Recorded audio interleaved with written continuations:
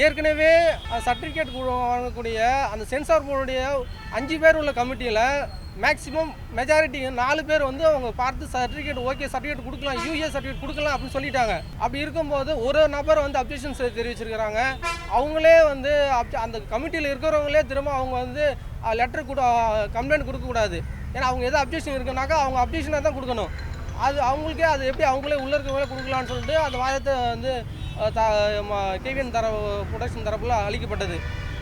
அதையும் வந்து நீதிபதி ஏற்றுக்கொண்டுட்டு இருக்கிறாங்க.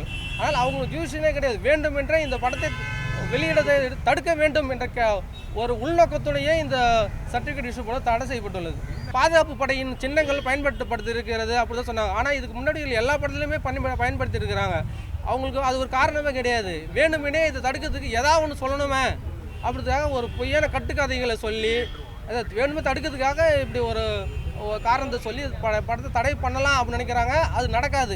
சர்டிஃபிகேட் கொடுத்த உடனே அதுக்கு நம்ம நடைமுறையே தொடருவாங்க. ப்ரொடக்ஷன் தரப்புல அது ப்ரொடக்ஷன் தரப்பு இல்லை, அது ஆர்டர் காப்பி வந்து நாங்கள் பார்த்து சொல்கிறோம். ஆர்டர் காப்பியில் என்ன டீடைல் நன்றி, வணக்கம்.